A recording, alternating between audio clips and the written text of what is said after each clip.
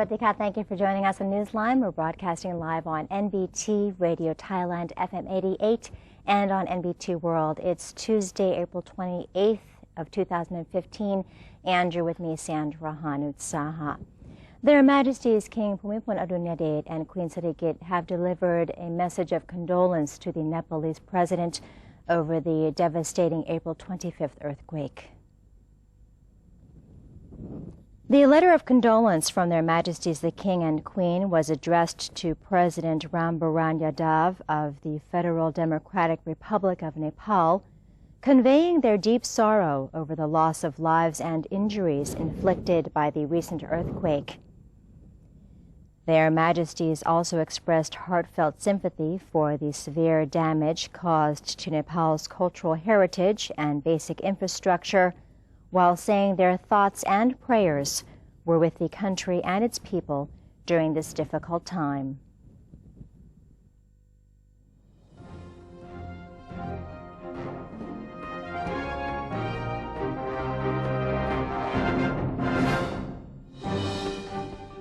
Welcome to today's segment of Thailand Moves Forward. At a press conference held by the Ministry of Foreign Affairs, the Foreign Affairs spokesperson discussed ways of organizing rescue efforts for Thai citizens and other quake survivors in Nepal. Foreign Affairs spokesperson Sekwanameti said that the ministry is closely monitoring the earthquake situation in Nepal and full-scale assistance is being provided to Thai nationals. The meeting focus on the relief aid to be provided both to the Thai community in Nepal and to the people and the government of Nepal. Of course, the priority is that we're going to the Thai community first. Thai International confirmed that the scheduled flights are still continuing. One flight per day, so as to assist with those Thai tourists who wish to return back to Thailand earlier than scheduled. Now, on the relief assistance to be given to the Nepal government, in terms of a donation, the Thai government, through the Ministry of Foreign Affairs, has announced that it would donate $200,000. At the same time, today's meeting, the Red Cross announced that we would donate $500,000. Medical teams and aircraft will be deployed today in an effort to help quake survivors in Nepal, while the Royal Thai Police will also help the country with forensics-related work. He added that the 6 Thai students who were on a mountain climbing trip in Nepal at the time of the quake are now known to be safe. The Ministry of Foreign Affairs is in the process of arranging for their return to Thailand. According to the Medical Council of Thailand, a total of 350 doctors across Thailand have volunteered to aid people in earthquake-hit Nepal. The council said the 350 doctors had registered on its website since Monday afternoon. The volunteers are to be divided into groups according to their fields of expertise to facilitate Nepal's medical needs. The Embassy of Nepal in Bangkok is welcoming monetary donations from Thai people through 2 bank accounts, while affirming the search for the injured and the missing is ongoing in the quake-ravaged country. His Excellency Mr. Kaga Nath Adhikari, Nepalese ambassador to Thailand, gave an interview regarding the massive tremor that shook Nepal on April 25th. The disaster has left over thousands of people dead and wounded, and the numbers are still rising. The situation is in a way bad, but under control, I should say. The government and the people of Nepal and the many people who have reached Nepal on mission, rescue and relief mission, have been working tirelessly day and night They are rescuing people, they are taking the injured ones to hospital and making all the arrangements. So far, we have reports that more than 3,300 people have died already. They are confirmed dead, and over 7,000 are injured so far. But since the operation is going on, this is not the final number. The ambassador stated that the Nepalese government continues to search for more quake victims who are still unaccounted for. The search and rescue teams have been divided into the government's team and the international team, with a focus on the capital Kathmandu, which sustained the worst damage. In the meantime, humanitarian aid is coming in steadily from overseas as food, medicine, and everyday necessities are in high demand. As you know, the government of Nepal has appealed to the international community for assistance. And we are happy that the international community has responded very quickly, very favorably, and many governments have already sent their assistance, and many are in the pipeline. And we highly appreciate the government of Thailand for their offer to help.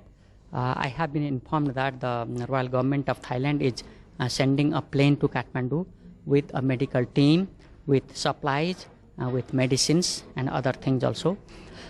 Mostly we are requiring those materials which are necessary in rescue and relief at the moment.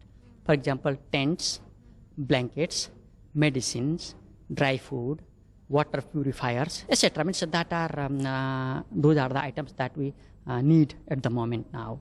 And we have also opened bank accounts in Bangkok, in Thailand today. We have opened an account in Siam Commercial Bank and another one in Bangkok Bank. And if anyone wants to contribute in cash, they can donate their money, depositing into those banks. And if they want to come to the embassy and hand over the money to us, we also accept that also. If you'd like to donate, then please do send your donations to the Send Thai Hearts to Nepal account. The account number is 067-010-3306 at Gunung Thai Bank's Government House branch, and the bank account number is now appearing on your screen. Please tune in for the full-length interview of His Excellency Mr. Kaga on Thailand Today, which will be aired today on NBT World starting at 1:05 p.m. A rerun will be on NBT World as well, starting at 8:30 p.m. Now, in a related story, the Department of Mineral Resources has confirmed that Thailand saw no impact from the recent earthquake in Nepal, though admitting that fault lines in the country are being monitored constantly. Speaking of the 7.8 magnitude tremor that struck Nepal on Saturday, Director General of the Department of Mineral Resources, Supot Sawadipong, pointed out that the quake originated from a thrust fault as the Indian plate slid under the Eurasian plate, with the epicenter located 80 kilometers to the northwest of Kathmandu. He said earthquakes of this scale are not common in this region. Mr. Supot elaborated that the April 25th tremor in Nepal was approximately 1,700 kilometers away from the Chiang Rai province and 2,300 kilometers away from Bangkok. According to a report from the United States Geological Survey, the seismic waves arriving in Thailand were very weak and the impact could not be felt. Nonetheless, the Director General revealed that the massive quake did trigger a 3.2 magnitude tremor on the Sagaing Fault in Myanmar, which is connected to 3 fault lines in northern and western parts of Thailand. Therefore, the department is closely monitoring seismic activities on these fault lines, while residents are advised to always be prepared for an emergency. Prime Minister Prayut Chan-o-cha has voiced support for the ASEAN Interparliamentary Assembly, or AIPA-IPA, in the process of establishing a rules-based ASEAN community.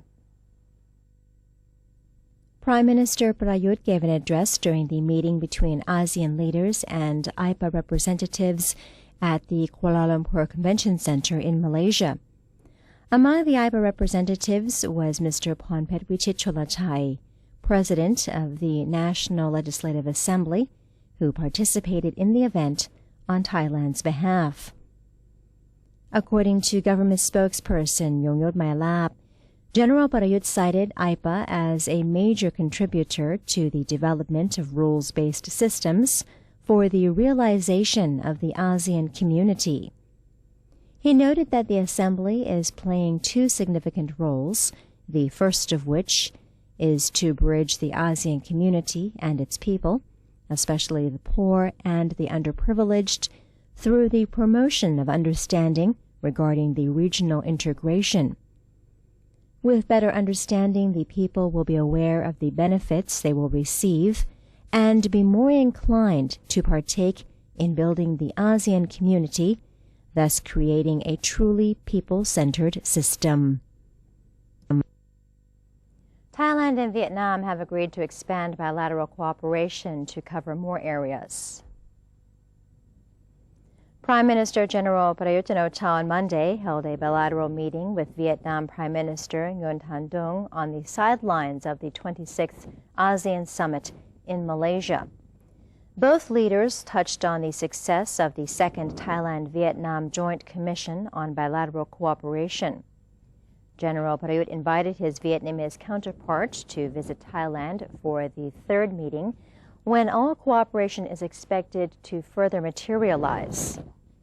The two prime ministers also agreed to expand bilateral trade to hit the $15 billion level by the year 2020, while speeding up on the preparation of a memorandum of understanding on labor cooperation. Deputy Prime Minister Wisnu Krungam on Monday chaired the launch of a special seminar aimed at enhancing the efficiency of all state inspection operations. At the seminar, Mr. Wisnu said that all inspectors general should perform their duties with the principle of good governance in mind, as this is what he calls the heart of the job. Mr. Wisnu added that each person should keep assessing his or her own performance in order to find a way to improve efficiency. He stated that all inspectors general can be a link between the central government and regional and local state offices, while putting focus on certain areas that the current administration has declared a fight against, including household debt, human trafficking, and wildfires. The Constitution Drafting Committee has already submitted the first draft of Thailand's permanent charter to the Cabinet, the National Council for Peace and Order, or NCPO, and political parties. According to Constitution Drafting Committee, or CDC member Phaibu Nititawan, the committee on Monday forwarded the first Constitution draft to the Cabinet and the NCPO, as well as political parties, following the 7-day debate on the charter between the CDC and the National Reform Council, or NRC. As stipulated in the interim constitution, suggestions from the Cabinet and the NCPO must be sent back to the charter drafters within the next 30 days. In addition, political parties and the public can still voice their opinions, which will be considered carefully during the last 60 days of the charter drafting. Mr. Phaibu expressed his personal belief that the NRC will be content with the draft once it has been amended according to the reform body's suggestions.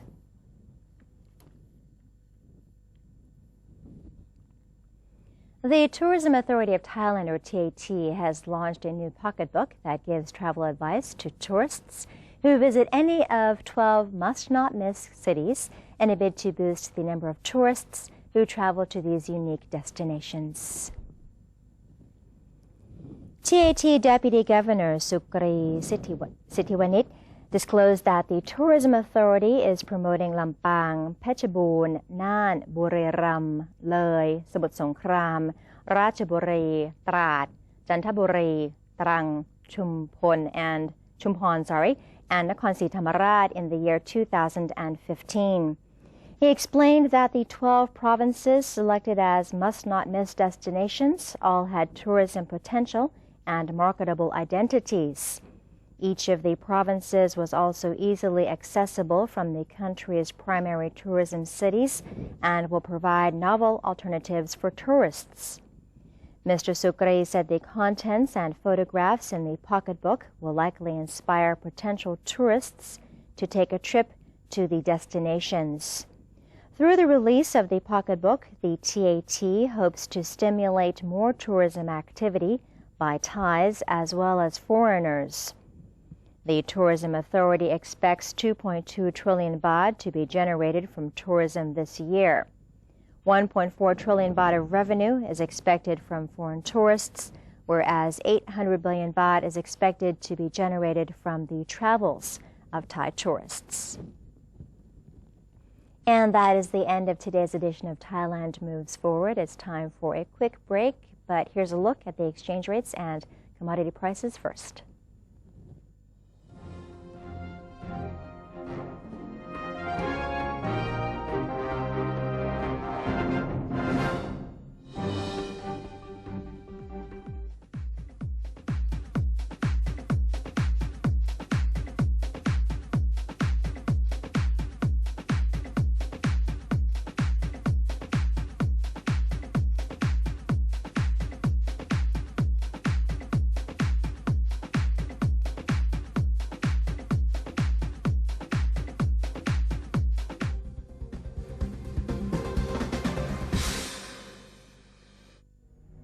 To maintain a strong nation, Thailand is promoting 12 core values for the good of the people.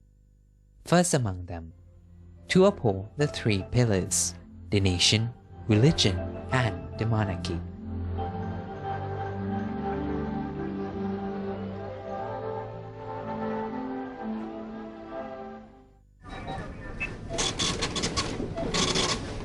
How could you do that to me? Stop it! Huh? Don't you get it? I don't need you anymore. Enough! We're through. There's someone else in my life. Say no to the past. Bring your own bag.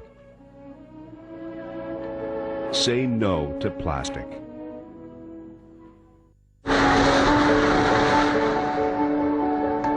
Nepal has recently been hit by a massive 7.8 magnitude earthquake. The disaster has caused great damage to the country. Thousands of people lost their lives. Thousands of people lost their family. Thousands of people lost their homes. Millions of people are still in dire need of support. You can lend a helping hand by donating to these accounts.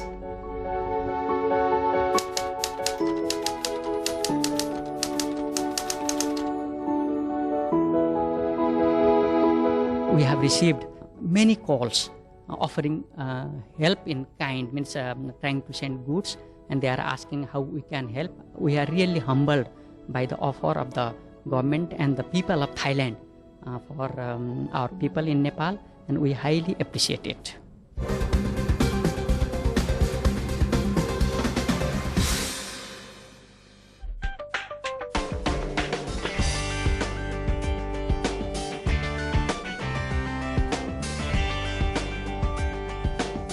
Welcome back. You're watching Newsline. The Finance Ministry has hosted a seminar to prepare the country's financial sector for the launch of the ASEAN Economic Community. Deputy Finance Minister Wisut Supan said that the ministry has prepared 4 strategies to prepare for the regional integration, which has been set to happen later this year. The 4 strategies include the turning of Thailand into a joint production base, the promotion of competitiveness, equal economic development, and the integration of the local economy with the global economy. According to Mr. Wisut, all these strategies will help Thailand ready for the integration, and he said that the ministry has been preparing the country in many aspects during these past years.